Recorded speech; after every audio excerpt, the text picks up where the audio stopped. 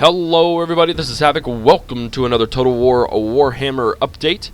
Yesterday, Creative Assembly released a dev blog and a video going over the Vampiric corruption and how to manage it and handle it.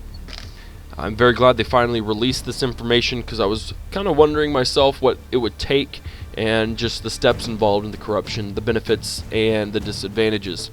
So we're going to dive right into the dev blog. I'm going to have the video going on in the background and just have it on loop. You can watch the video on Total War's channel. So we're going to jump right in. Vampires are corrupt creatures by nature. They're undead bodies sustained by dark magic in the blood of their victims. It is the nature of dark magic to be drawn to itself, and as more and more of these foul energies accumulate, the land itself becomes blighted and accursed. Trees wither and a miasma of balefire smoke rolls across the landscape. Skies darken and the spirits of the dead stir, shrieking and clawing at any living trespassers that dare venture into these wretched lands. Unfortunately for the living, vampiric corruption is not constrained to the sinister realms of Sylvania and Musalon. As the vampires and their underlings spread, their influence does also. Vampire count heroes, such as necromancers and banshees, are the vanguard operating under the cover of darkness. They can infiltrate the realms of men and perform foul rituals that draw dark magic, into their lands. The inhabitants will soon find that their crops start to fail as putrid bogs form in their fields and bloodthirsty abominations are glimpsed in their once peaceful forests. Villagers go missing in the nights, and terrifying screams can be heard in the darkness. As starvation and terror takes its toll, slowly but surely society collapses and the land itself turns into stuff of nightmares.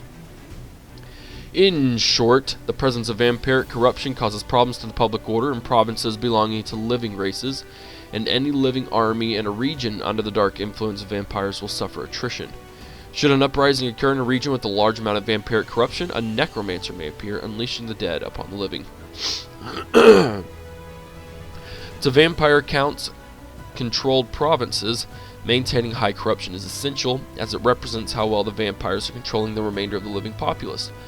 Vampires have a unique trait called obedience to the vampires, which means that for every 10% of vampiric corruption present in a province, it's kind of a tongue twister for me, they gain 1 point of public order. This is both a blessing and a curse, as it means that a vampire's stranglehold on a province may collapse if the corruption is somehow removed. Heroes such as witch hunters are specialized in this, so it is important that vampire players do not let them roam their lands for long.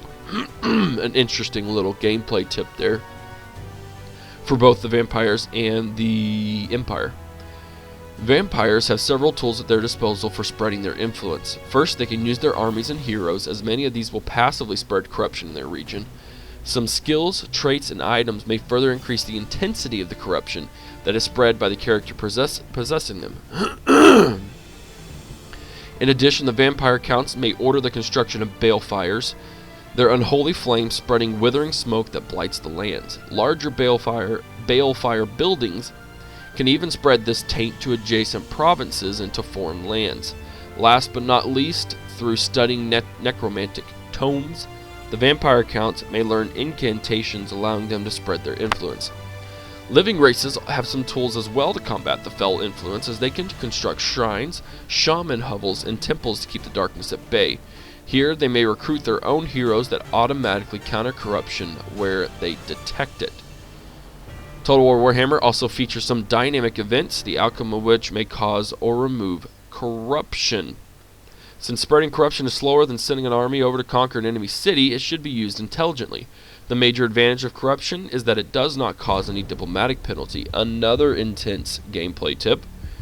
This means you can use it to undermine factions that are neutral or even friendly towards you without resorting to open war, in which the faction's allies are likely to get involved in as well. The vampire counts are scheming masters of deceit, and alliances with the living are considered nothing more than a temporary convenience after all. Alright, so that's the dev blog.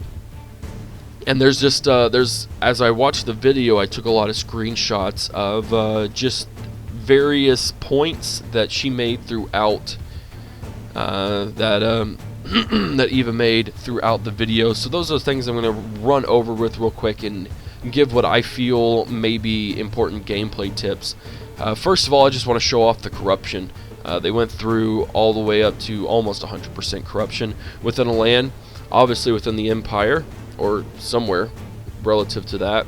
So we show off here 0% corruption, then we bump it up to 50, and at last bump it up to 90. So as you can see, it really literally transforms the landscape. We haven't had a total war game aside from Raising in Attila that has really influenced the landscape of everything. So the fact that we have corruption now really does create a dynamic environment, because you see that physical change, and it looks pretty ghastly and disgusting. And it comes to a point, as you see in that 90% corruption, that eventually the empire and other living races, the dwarves, the greenskins, and all your minor factions, they will suffer attrition, whether it's even in their lands, as you'll see later on in a couple of these photos. So they will suffer attrition because they just can't handle that vampiric corruption. This next video, or this next picture, excuse me, may or may not be in the Empire region. It may even be in Sylvania. Not really sure. But as you can, it just shows another 0% corruption and then full corruption. And that mound there is actually a rebellious army, undead army. Because at one point, if you create enough corruption in an adjacent province, they will literally rebel, and an undead army will appear, as it said in the dev blog, which should be led by a necromancer.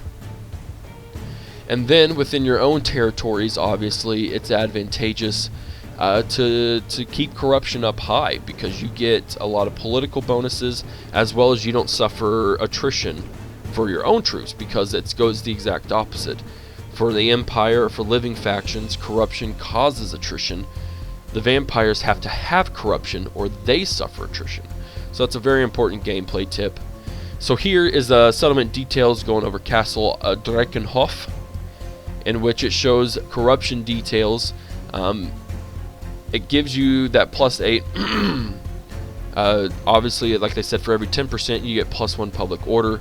So having as much vampiric corruption as possible will obviously increase your public order rating. And so, as it says, corruption affects public order. The higher level of vampiric corruption present in a province, the higher public order bonus will be. And a low level of vampiric corruption or a high level of chaos corruption, which is another interesting fact. Vampire corruption and chaos corruption are two completely different types of corruption. They will fight each other, which will be an interesting aspect to play with as well. But one thing I wanted to notice is up at the very top, just a really super quick thing.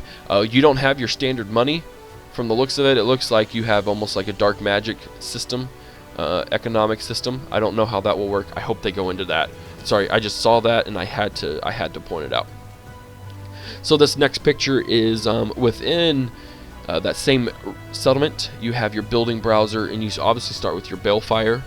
Balefire is a way to spread corruption, and then I can't remember what that second level is, but I wanted to get to the witch house, which is the third level of corruption. It's the highest level according to this building browser, to really show off the effects of it. If you're over on the left side, you see that balefire witch house. It's obviously on the balefire spectrum. It gives you +6 vampiric corruption, but it also gives +4 vampiric corruption in adjacent provinces. So this is almost like sanitation has been, sanitation or even religion has been in Total War Attila. I don't really think religion, I don't want to say religion isn't going to be important in this game, but I don't think it's going to be as important as in Attila. Sure, there will be shrines dedicated to certain gods, specifically within the Empire, I think, but I think corruption and anti-corruption are going to be your Christianities versus your other religions, your Tengrianism and things like that. Next up, it shows right here, towards the end of the video, what they just really wanted to point out is that you have certain heroes that can spread corruption, and your armies themselves certainly spread corruption. But if you are in an untainted land or a low tainted land, you yourself are gonna, I can't emphasize this enough. If you're gonna play as the vampire accounts, it's not gonna be easy. Sure, you can raise lots of hordes or just armies and armies, I'm sure, But if you're in an untainted land, you're going to suffer attrition. It's going to be as if you were in a permanently snowed-in region playing as a southern faction in Total War Attila. You're going to suffer that attrition, and you're going to keep suffering that attrition even if you take the settlement. So you're going to want to figure out, like they said, use corruption intelligently. It's not always going to be advantageous to just sit there and wait for corruption to take hold, but you have to find that balance between losing your army because you're in an untainted region and you really want to take a settlement versus kind of playing it a little more diplomatically and staying in a region where you're not going to suffer constant attrition. These last two, it just shows an interesting with the dwarfs. It shows your untainted lands. I'm assuming that's the dwarven capital.